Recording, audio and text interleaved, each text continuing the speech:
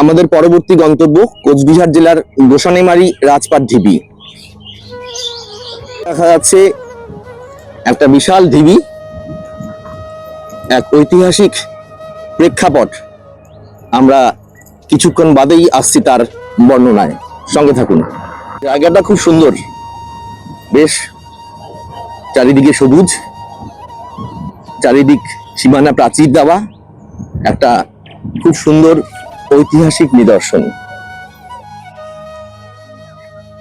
রাজপাট ঢিবি গোসানিমারি, ভারতীয় পুরাতত্ত্ব সর্বেক্ষণ।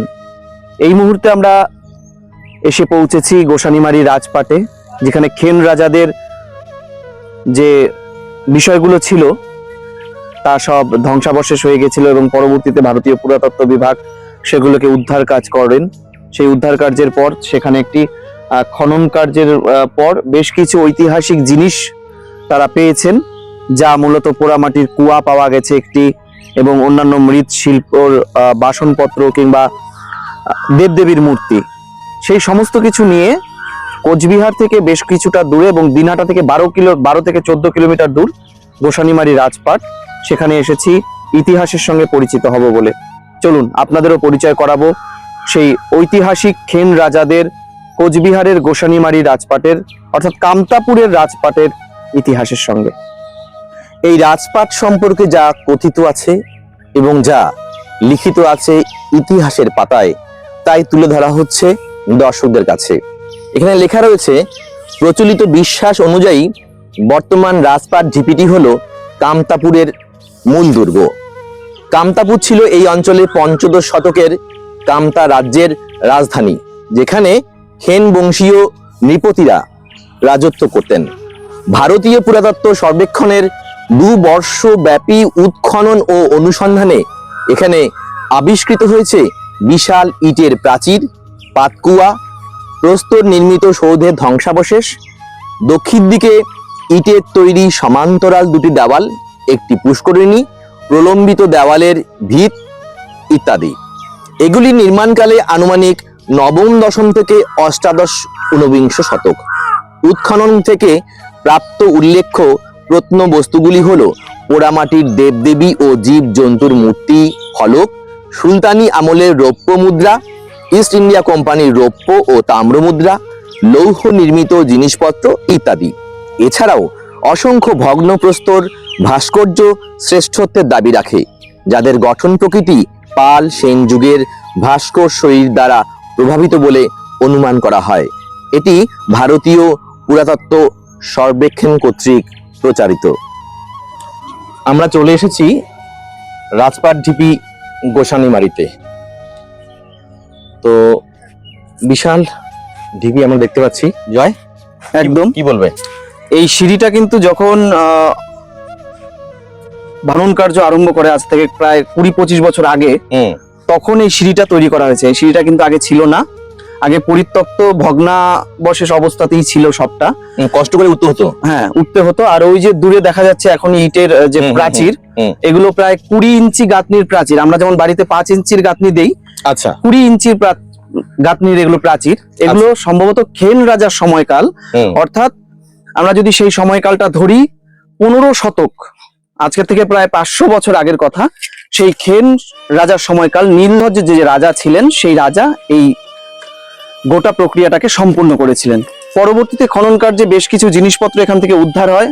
এখনো দেখা যাচ্ছে এই ইটগুলো, এই প্রাচীন ভগ্নাবশেষ, এর ভেতরে অনেক কিছু জিনিসই রয়েছে, কিন্তু পরবর্তীতে খনন কার্যটা আর করা গেল না। তবে আমি যতটুকু শুনেছি যে দীর্ঘদিন এখানটায় একদম তাবু গেড়ে আর্কিওলজিক্যাল সার্ভে অফ ইন্ডিয়ার যারা রয়েছে কর্মকর্তারা, তারা এখানটায় অনেক সময় ধরে খনন কার্য চালিয়েছে এবং সেই সময় কিন্তু অনেক কিছু উদ্ধার হয়েছে। একদম বেশ কিছু উদ্ধার হয়েছে। তার মধ্যে অন্যতম একটা ইস্ট ইন্ডিয়া কোম্পানির যে রৌপ্য মুদ্রা ছিল, সেই রৌপ্য মুদ্রাও কিন্তু পাওয়া গেছে। আচ্ছা, দেখো ঢিপির উপরে কিন্তু একটা প্রশস্ত মাঠের মতন, নিচ থেকে কিন্তু বোঝার উপায় নেই যে উপরে এত সুন্দর একটা প্লেন একটা জায়গা রয়েছে। ঢিপির কিন্তু চারপাশটা সবুজ ঘাসে ঢাকা এবং আমরা ঢিপির উপর থেকে কিন্তু দেখতে পাচ্ছি যে সীমানা প্রাচীর দেওয়া রয়েছে এবং প্রচুর মানুষ পর্যটক আসছেন দেখার জন্য। ভালো লাগবে আশা রাখি। যারা কোচবিহার বা দিনহাটা কোনো কাজে আসবেন তাদের ভালো লাগার একটা জায়গা হতে পারে এই ঢিবি। ঢিবির ওপরে আমরা এই মুহূর্তে এসে পৌঁছেছি একটা কুয়োর কাছাকাছি। এই কুয়োটা কিন্তু মূলত খেন রাজার সময়কাল, যেটা বলে আসছিলাম অনেকক্ষণ থেকেই। আজকের আমাদের এই আলোচনা খেন রাজাদের নিয়েই। খেন রাজার সময়কালে রাজা নীলাম্বরের আমলে এই কুয়োগুলো খনন করা হয়েছে বলে জানা গেছে। কুয়োর ভেতরে কিন্তু জল নেই, মাটি দিয়ে ভরাট করা রয়েছে। আসলে এটা ব্যবহার হয় না বলেই এমনটা হয়তো হয়েছে। এই বিষয়গুলো মানে এই কুয়ো কিংবা অন্যান্য যে আমরা এখন ইটের তৈরি জিনিসগুলো দেখছি, এগুলো কিন্তু সব প্রত্নতাত্ত্বিক, প্রায় 1000 বছরের পুরনো। এগুলো মাটির নিচে ছিল। 1998 সাল থেকে 2000 সাল, এই 2 বছর ধরে তাদের খনন কার্য চালানোর পর এটা একদম ঢিবির ওপরের দিকে ছিল বলে এটাকে উদ্ধার করা গেছে। আরো আরেকটি কুয়ো উদ্ধার করেছে। ইতিহাসের নীরব সাক্ষী হয়ে দাঁড়িয়ে রয়েছে, নিশ্চুপ দাঁড়িয়ে রয়েছে এই ঢিবি। আর এই ঢিবির চারপাশে স্মৃতি বিজড়িত সেই রাজ আমলের অনেক দৃশ্যপট, যা আমরা দেখছি এবং আপনাদের দেখাচ্ছি। এই যে বড় বড় পাথরের চাই ছড়িয়ে ছিটিয়ে রয়েছে, তাও বুঝি এই কথা বলে। কারণ এই পাথর অনেক পুরনো, তা কিন্তু দেখলেই বোঝা যাচ্ছে। তাই আসুন আমরা এই ঐতিহাসিক ঢিবি পরিদর্শন করি এবং এখানকার ইতিহাস সম্পর্কে জানি। তবে এখানে আসার সেরা সময় কিন্তু শীত, কারণ এখানে খোলা আকাশের নিচে শীত ছাড়া অন্য সময় কিন্তু একটু এই ভ্রমণ যন্ত্রণাদায়ক বটে। আরো একটা কুয়া আমরা দেখতে পাচ্ছি, দূরের একটা কুয়া, এবং ঢিবিটার এ পাশটা এলে আরো একটা কিন্তু সেই পুরনো কুয়া, যা ব্যবহার করা হয় না, এই রাজামলে হয়তো ব্যবহার নিশ্চয়ই হতো। ভালো লাগছে, কারণ এটা দেখলেই মনে হয় একটা ইতিহাস ছুঁয়ে আছে, সভ্যতা। আর কিছু জিনিস ভেঙে পড়েছে, কিছু ইট বা পাথর অনেকেই নিয়ে গেছে, এটা আমরা স্থানীয় সূত্রে জানতে পারলাম।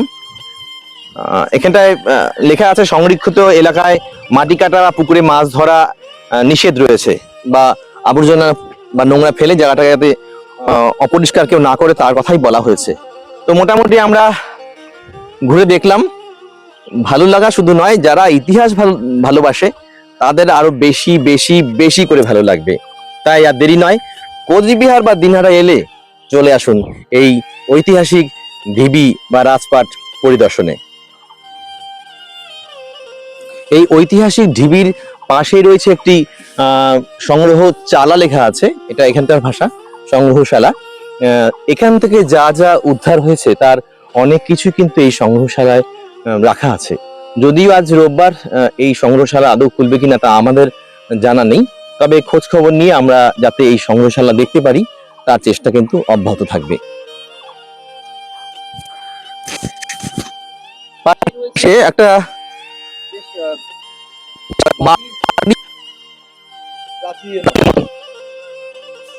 অনেক প্রাচীন এই সমস্ত দেওয়াল দেখেই বোঝা যাচ্ছে, কিন্তু এই যে অনেক প্রাচীন তা কিন্তু দেওয়ালের সামনে দাঁড়ালেই কিন্তু বোঝা যাচ্ছে।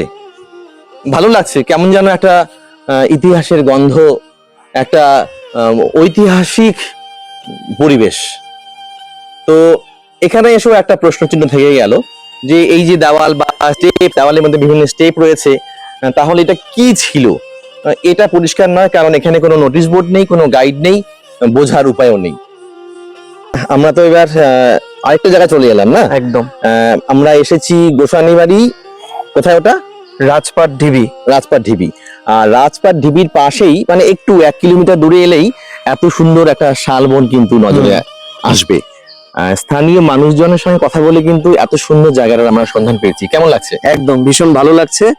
আমিও এর আগে রাজপাট ঢিবিতে এসেছি এবং আমার পরিচিত অনেকেই এসেছেন, কিন্তু কারোর মুখে এই শালবনের কথা শুনিনি। হ্যাঁ, আমরা একটা নাটকের অংশগ্রহণ করতে গিয়ে সেখানে শুনেছি যে রাজা নীলোধ্বজ তিনি ইত্যাদি জায়গায় বিভিন্ন রকম ভাবে শিকার করতেন, এবং পরবর্তীতে কোচবিহারের যে রাজা রয়েছেন, কোচবিহারের রাজারাও এই দিকটাতে শিকারে আসতেন, এবং এইদিকে এই ঘন বনাঞ্চলে শিকারে এসেই কিন্তু তিনি কামতেশ্বরী যে মন্দির, সেই মন্দিরেরও দেখা পেয়েছিলেন। একদম।